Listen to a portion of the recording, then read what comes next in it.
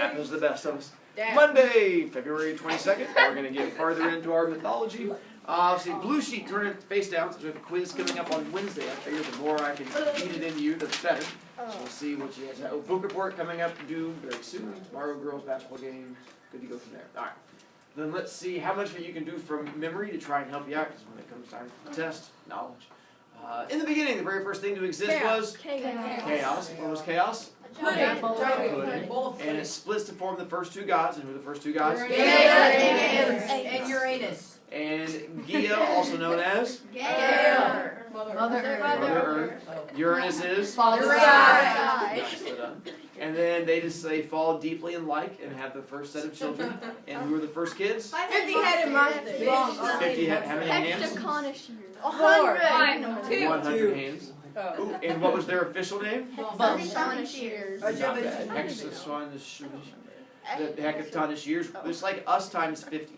So one head times 50, and then 2 arms times 50. So 50 heads, 100 arms. Did not have 100 legs. Because if you did, then you'd be just a ball with like arms and legs in different directions. You'd just roll everywhere. They just had the 50 arms and heads and stuff like that. Then, let's see, biggest things to ever exist aside from Mother Earth herself. Still these. And let's see, from there, what happens to them? They get put in Taurus. And what is the pit called? Us. Who puts them there? Father. And why does Uranus put them there? Because they don't like them. They're annoying and ugly. And they're ugly. And then Tartarus, then they're gone.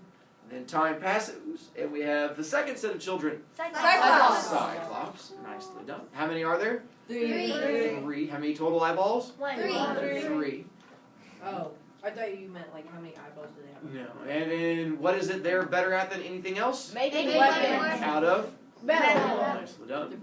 And then what happens to them? They get put into Tartarus. Pit of Tartarus. Also by who? Uranus. And why they get put in the pit of Tartarus? Because they're Because they kept stabbing And they kept hurting Father Sky. And what was the pit called? Tartarus. Done. And third set of children. Titans. How many this time? 12. How many boys? 6. How many girls? 6. Nicely done. That's really done. And we like them. They're tiny compared to the other ones. They decide to build a palace to honor Mommy and Daddy. What is the palace called? Mount Olympus. And where is it located on? On a mountain called Olympus. Good job. Mother Earth decides she wants grandbabies. So who is it that the boys have to marry? Their sisters. And see, things go well from there. Till eventually, Mother Earth decides that she wants to have her original children back, but who's stopping her? Father Sky, Uranus. So, much like the Mafia, what does she decide to do? Have him whacked. But she can't do it herself because no arms. So, who does it she hires to do it? Cronus. Her son, Cronus. And let's see, it's there. On the condition that if he kills his father, what does he have to do? Take his place. Take his place is part of it. Why does she want him overthrown? Because she wants her kids back. And so part of the deal is when she goes through and eventually finds Cronus, she tells him the whole reason you're doing this is that you will release your older brothers, the big ugly monsters, what she calls them the hecatonic, and then the Cyclops. They can be free. So as soon as you've killed your father and overthrown him, that's what you're going to have to do. And Cronus is like, oh, that's easy enough, not a problem at all. Didn't even know they existed, shouldn't be an issue.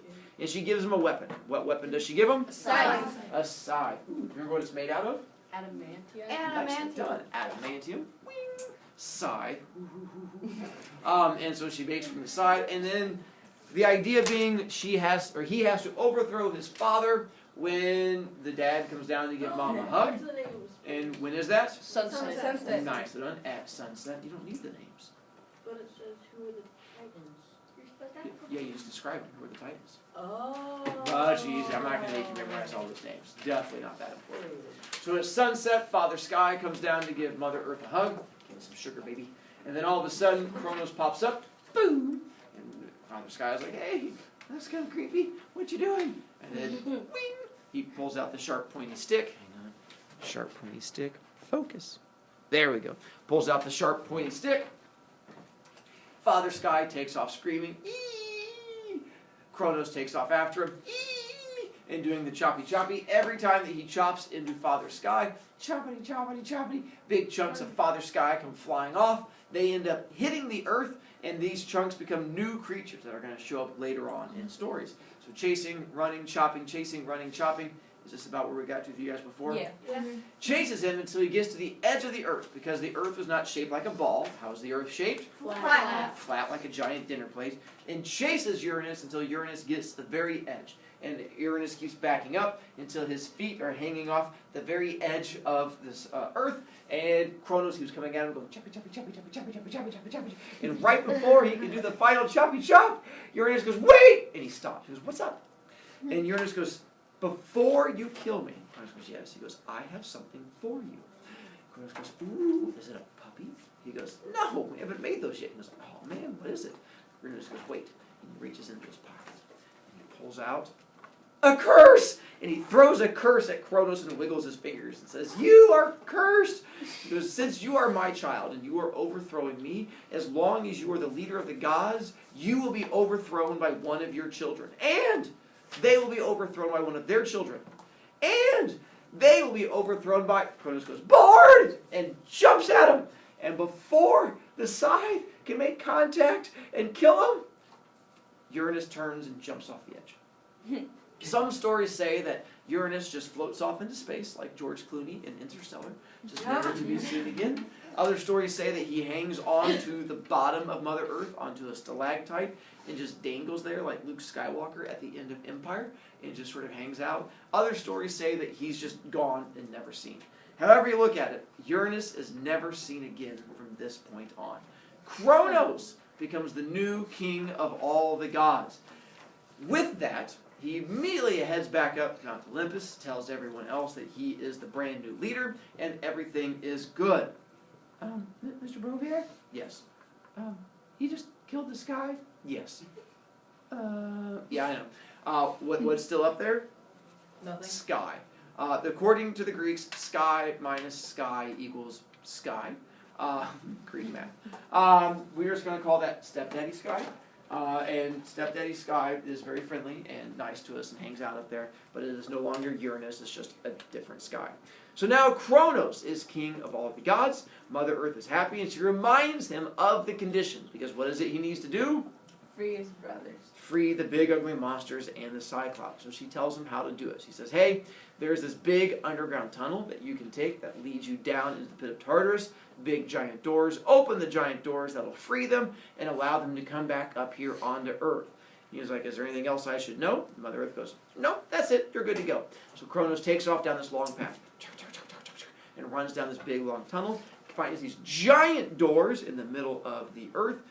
Throws them open so he can enter the pit of Tartarus and walks in. Declares, I am Cronus, the new king of all the gods, and you are really ugly. And he throws up. Backs up. He's like, oh, was not ready for that. Okay, I'm strong. I can do this. Okay, my name is Cronus, and you... He throws up and he goes, okay. Yep, that's not happening. He was like, was going to let you out. Can't do that. Because, yeah, if you were on Earth, people would be looking up into the sky and just throwing up everywhere. So, we're going to leave you in there. So he just decides to shut the doors, puts the lock back on, and goes back up to the top of the Earth. Mother Earth goes, where are the monsters and the Cyclops? Are they behind you? And he goes, no. We're not letting them out because those things are really ugly and you did not give me a heads up, so they're going to stay down there.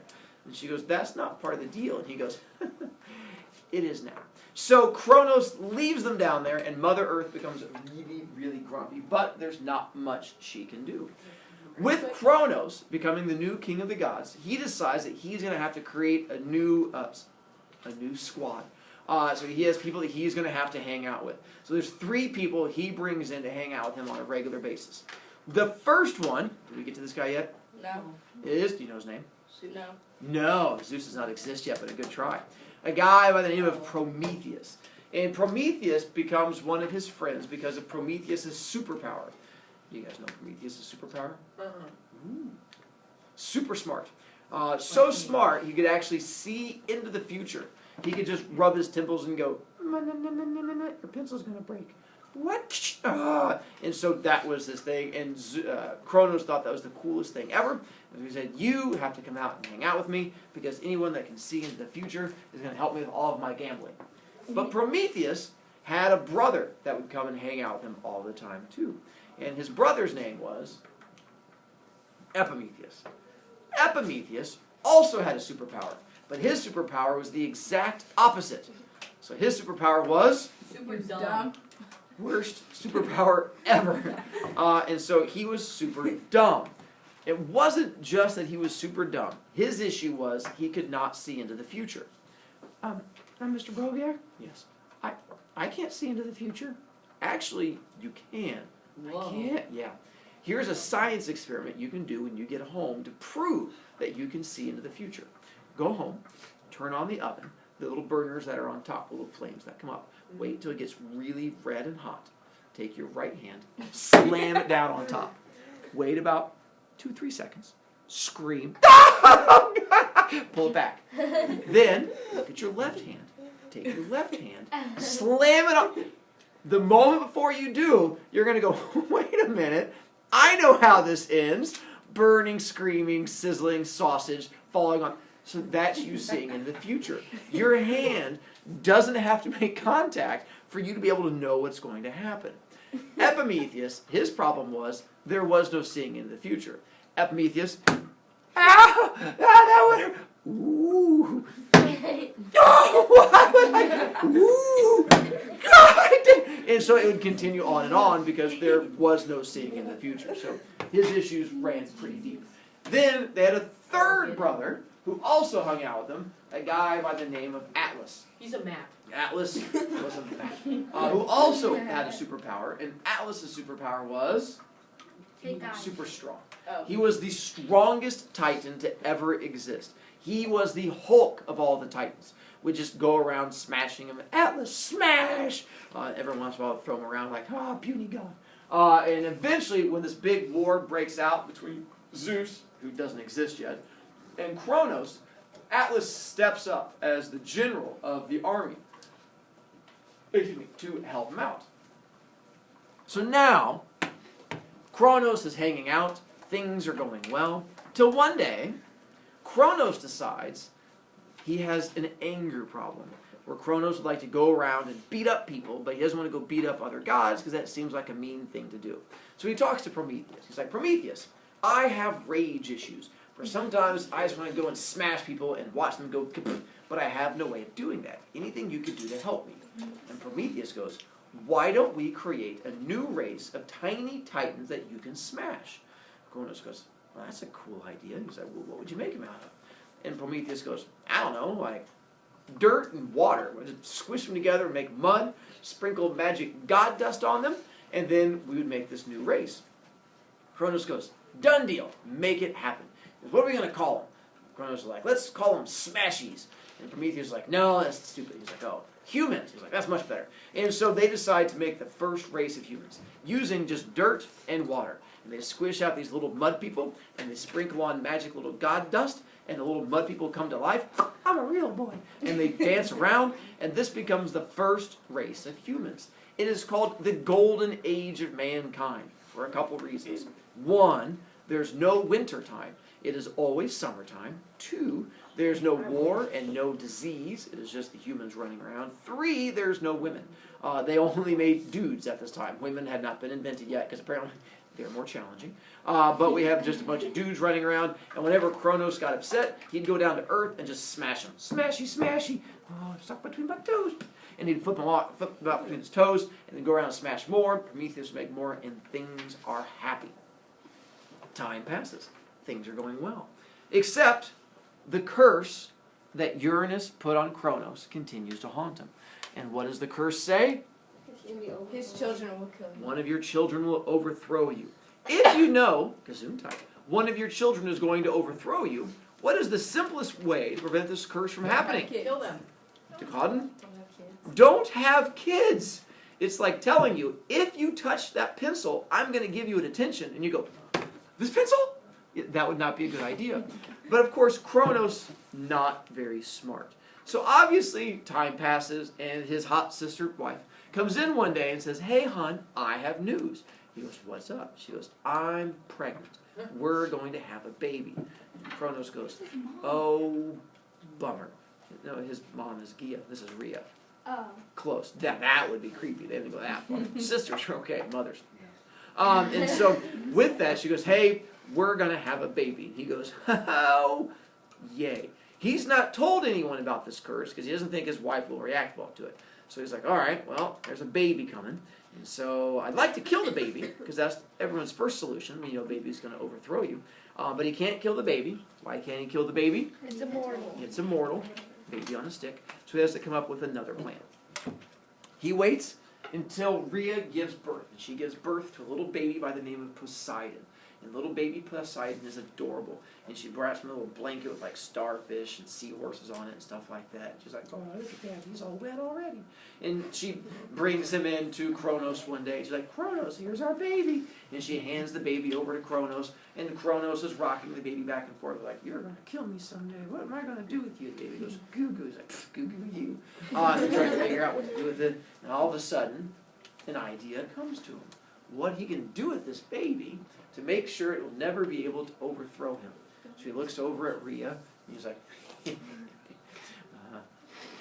"Ooh, the baby smells good." She's like, "Yeah, it smells like a baby." He's like, "Fresh baby smell." She's like, "Yeah, fresh baby smell. Kind of makes your nose kind of tickle. Kind of makes you want to, chew! It's in my mouth. I just swallowed the baby." She's like, "You just ate our baby." And he's like, "I sneezed and it went in my mouth." He's like, "I'm so sorry." She's like, "Aw." And he decides eating the baby is the best choice. So the baby goes into his tummy. He figures that way, if it's in my tummy, it can't overthrow me. And he's like, "Oh, I'm a genius." Rhea's like, "You ate our baby." Time passes. Eventually, Rhea comes to him again a few years later. He's like, "Hey, hon, pregnant again." He's like, "Oh, yay." She's like, "Don't eat this baby." He's like, "Oh, I would never eat this." She's like, "Don't even smell the baby." He's like, "Okay, I won't smell the baby." And eventually she gives birth to a little baby.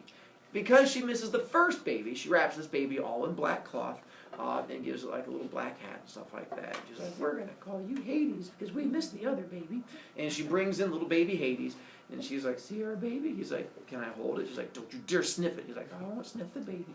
She hands it over to him. She's giving him the stink eye the whole time. And he's holding the baby. He's walking around. He's like, "How am I going to get this baby into my tummy?" And she's watching. He's like, not smelling it, just rocking the baby. And she's walking around. He's like, "Oh." The baby comes up in the air. He's like, "I got it. And he swallows the second baby. She's like, "You just come on." And so he ends up eating his children one by one. He eats little baby Hera, and then eats little baby Demeter. And by the time we get to little baby Hestia, he's not even trying anymore. She walks in with the baby. He's eating popcorn. He's like, "Popcorn, popcorn, baby, popcorn." He's like, "What? Come on." And so he ends up eating 5 of these babies. Wow. Rhea, who apparently learned slowly, is like, "All right, gotta have you stop eating babies." So she decides to go talk to her mom for some advice. And who is Rhea's mom? Urine. Yeah. Yeah. Which is like Uranus, but more female. Goes and talks to Gia. She's like, "Mom, I have a problem." She's like, "What's up?" She goes, "My husband keeps eating my babies." She's like, "Oh, saw that in a talk show." She goes, "Well, I have an idea." She goes, "What's up?" Mother Earth goes, "Here's what I think you should do. Next time you have a baby, bring the baby to me, and I'll put it in a cave, and I'll raise the baby here, and then that way he won't be able to eat it." Rhea's like, "Well, that's a good plan." Mother Earth goes, "Thanks. But there's a problem." She goes, "What's the problem?" She goes, "Well, I think he's going to figure out when I get all gabloop, and then all of a sudden go gabloop, that something was up. He's going to wonder where the baby went." Mother Earth's like, "Oh, that's a good point. Here's what you do." Rhea goes, "Yeah." She goes, "Bring the baby to me. I'm going to give you a big rock. Put a smiley face on the rock, put a diaper on it, wrap it in a blanket, and you take that big rock up to him, and you give that to him instead." Rhea goes, "You want me to give him a rock?" Mother Earth goes, yes. Rhea goes, that's not going to work. Mother Earth goes, your husband's a boy, right? She goes, yeah. She goes, he'll fall for it. She goes, all right, let's give it a try. So she eventually gives birth to baby number 6, a little baby by the name of Zeus. And she brings baby Zeus down to Mother Earth. Mother Earth gives her a rock. She puts a little smiley face on it, puts a little diaper on there, wraps it in a little blanket, and she goes in. And she even this time, she's like, I'm planning ahead. Puts some salt and pepper on there, puts a little ketchup on it, stuff like that, rubs it with oregano. She's like, oh, you smell delicious. And then she takes it into Cronus, because she wants to make sure that he eats this baby. And she walks in, and she's like, here's our new baby. Don't eat this baby. That would be awful. And he's like, yeah, I won't eat the baby. Let me see the baby right there. Oops, it fell in my mouth. I'm just watching TV. And she was like, what? You ate my baby. Oh, no. Idiot. He's another one like, I ate your baby, woman. Idiot. And so they both sit there and laugh at each other. Rhea is now happy that she gets to have a baby. She goes down with her mom all the time and visits with Zeus, helps to raise him, along with a centaur that helps raise. You guys remember what a centaur is? Half horse, half horse, half man. Half horse, half man. And there's a centaur who helps raise him and train him. And the years go by, but Zeus has no idea who his father is or anything like that. He just knows that his mom is Rhea, his grandma is Gaia, and they hang out in a cave a lot of times, and he can't go out in the open because apparently there's someone who's going to come after him. And so he deals with it. Life goes by. Till one day, he's in the process of talking to his mom, and he's like, Mom? She goes, yes, Zeus. He goes, you know what I wish? She goes, what's up, hon? He goes, I wish I had brothers and sisters. She goes, well, you know, you do. He goes, I do? Where are they? Why can't I see them? She goes, because your father ate them. He goes, what? I have a father? She goes, yes, you have a father, and he ate all your brothers and sisters. And so he takes this information. He's like, that's a lot for a boy to take in. And so he goes and talks to his girlfriend at the time. And he's ranting and raving. And he's like, I have a father, and it's the king of all the gods. And I'm a prince, but he ate my brothers and sisters. But I want them back. So his idea is he goes, what I want to do is I'm going to take a sword, and I'm going to run up to Mount Olympus, kick in the door, and go, Wah! And just chop him in half. And that way I'm going to free all my brothers and sisters. And the girlfriend goes, wait a minute. He goes, what? He goes, that might not be real good, the whole cutting him in half thing. He goes, why not? Well, when you do that, is it going to kill the brothers and sisters? Yes. Why? Because they're in the stomach. True, but they're also? No. So will it kill them? No. No. But the problem is, you don't want to meet your brothers and sisters for the first time when they're missing limbs. And you're like, hi, I'm Zeus. And they're like, I'd shake your hand, but you chopped them all off. And so he's like, all right. So and he might try to fight back. She goes, there's a much better way to do this. He goes, what is it? She goes, well, anytime there's something in your stomach, and you want the things in your stomach to come out of your stomach, what do you need someone to do? To throw up. She goes, what you need him to do is to throw up. And that's where we're going to get to tomorrow with how to make Daddy throw up. You know what you do? You just pin him to the ground and just like keep Just go get the